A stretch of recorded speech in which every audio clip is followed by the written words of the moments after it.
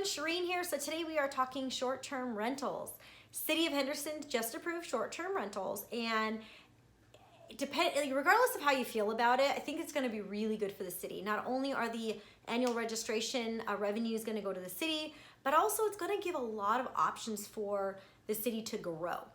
There are some amazing things that the City of Henderson has to offer that's not the Strip. Lake Mead, for instance, right? Down Old Water Street, for instance. Boulder City, for instance.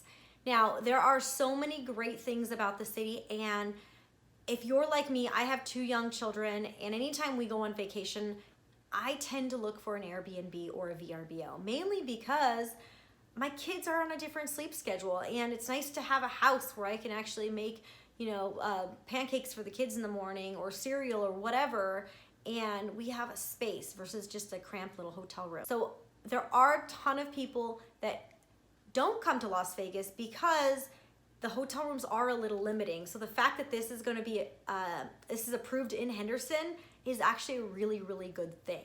Now, a couple things to know about short-term rentals, especially if you're thinking of either buying a property to use as a short-term rental, or if you have an existing property you'd like to turn into a short-term rental. So each property is going to have an $820 annual registration fee that's paid to the City of Henderson. They're going to have an online link available to do that.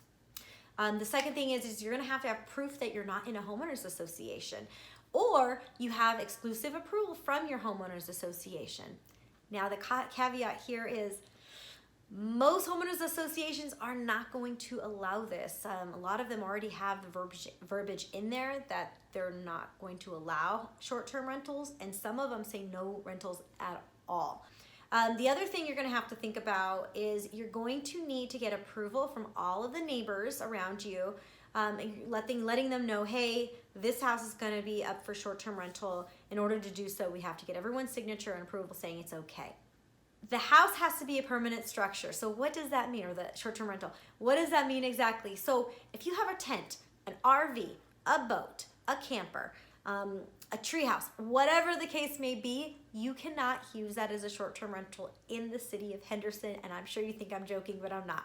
In California, I actually saw it recently, there are a ton of cool, really unique options to rent. If you're going on vacation, you can literally rent a Winnebago, like an old school silver Winnebago right on the beach, and stay in it for a weekend.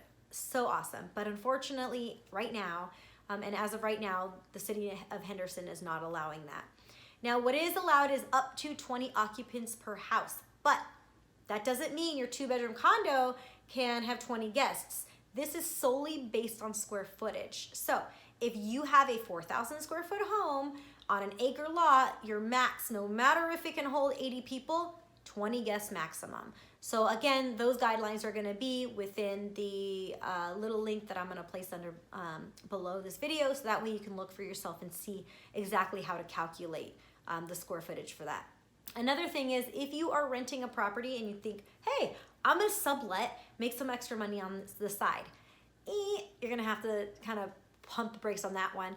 You need to actually be the owner of record on the property to actually do this. With that being said, I hope I answered all of your questions today. I know there's a lot of information to cover, and there are still a ton more information I can go on in this video, but I'd rather this video not be 20 minutes long. So again, I'm gonna put the link below so that way you can go ahead and feel free to take a look at the information yourself. If you have any questions for me or are interested in maybe finding yourself an investment property to make into a short-term rental since it's getting approved, I would love to help. So you can go ahead and PM me or give me a call, and we can definitely talk about that. With that being said, I will talk to you guys soon.